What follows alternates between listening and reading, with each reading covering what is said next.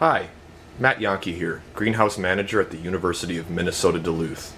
Today I'd like to take some time to talk about starting vegetables from seed in your home that you would then grow outside of your home.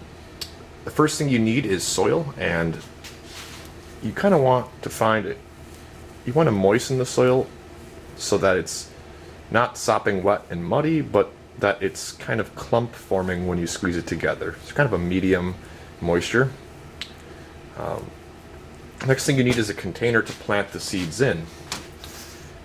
Here in the greenhouse we often use these black plastic containers called packs. They have drainage holes in the bottom, which is important, so the excess water can drain out the bottom. However, you don't need to use this specific type. You could really use any plastic container. You could recycle something such as a old cottage cheese or sour cream tub.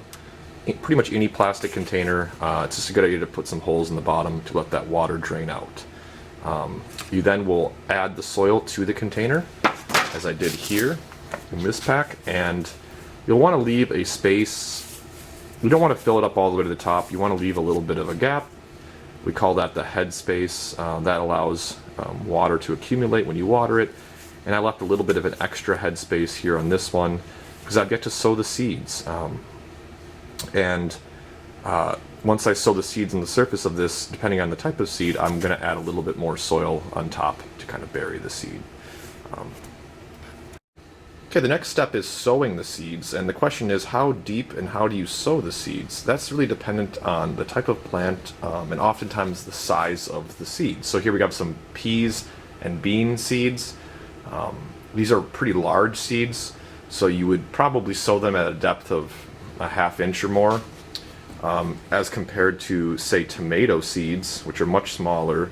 Tomato seeds might only need to be buried by about 1 centimeter or less. And then some things, even smaller seeds, like lettuce here on the end. Lettuce, you kind of just barely cover with any soil, or it's basically just kind of a surface sown and just maybe sprinkle a small layer on the top of it. So I'm going to sow some tomato seeds here. I'm just going to gently tap to disperse them relatively evenly over the soil surface.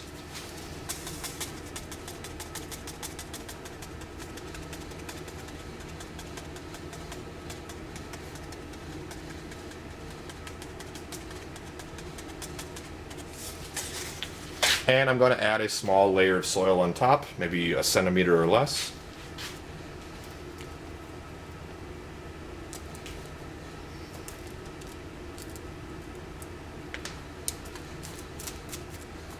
Gently tamp that down. And going to water the soil surface.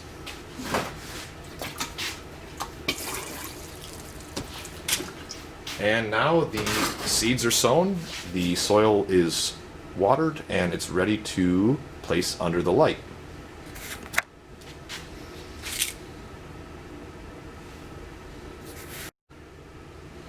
Okay, so if you're starting these seeds, late spring, when it's still too cold outside to place them outside, you can certainly get the seeds to germinate inside your house in a sunny window.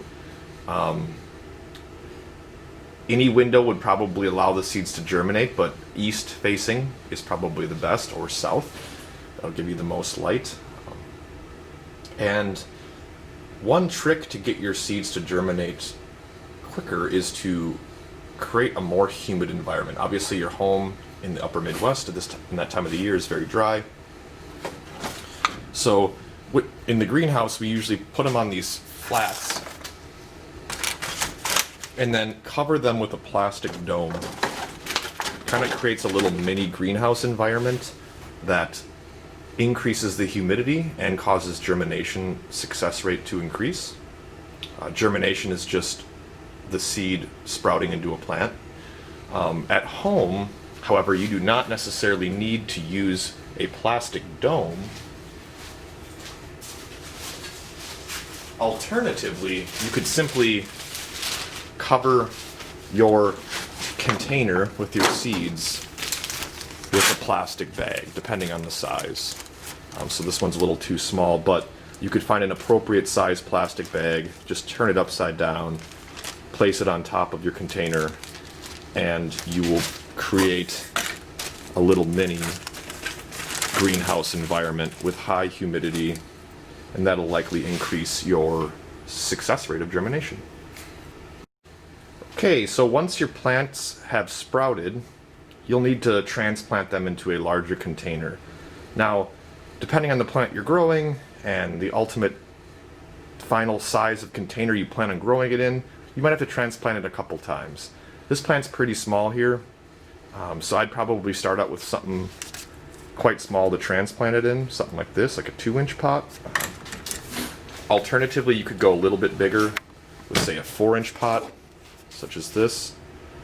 And what you'll want to do is just kind of gently remove that plant from its original container, kind of cup it out.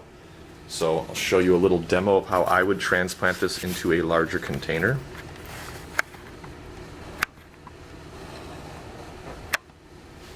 First, I would put some soil in this pot, about 2/3 of the way or so. I'm going to gently scoop this plant out.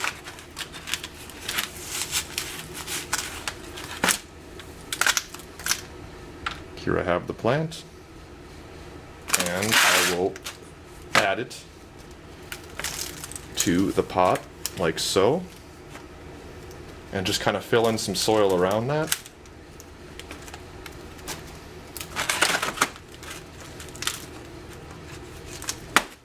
Tamp it down a bit, and there you go. You have your transplanted plant here,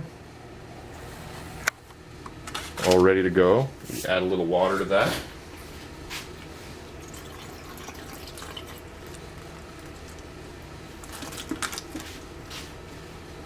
And then I would then move that plant to preferably outdoors. I mean, you could keep it inside for a little while, but I wouldn't expect to produce any kind of flowers or fruits on vegetables or cut flowers indoors. You're gonna have to move these outdoors to your porch or your, outside of your window, or even in some kind of a garden bed or in the ground if that's available. But they will need outdoor light, and they will need good exposure to the sun, preferably east facing or south facing. South facing gets the most direct light, and east facing gets good light in the morning time when it's still kind of cool, and then is a little bit more shaded later in the day. So it just depends on the type of plant you're growing and what your goal is and what you're growing. So thank you for listening.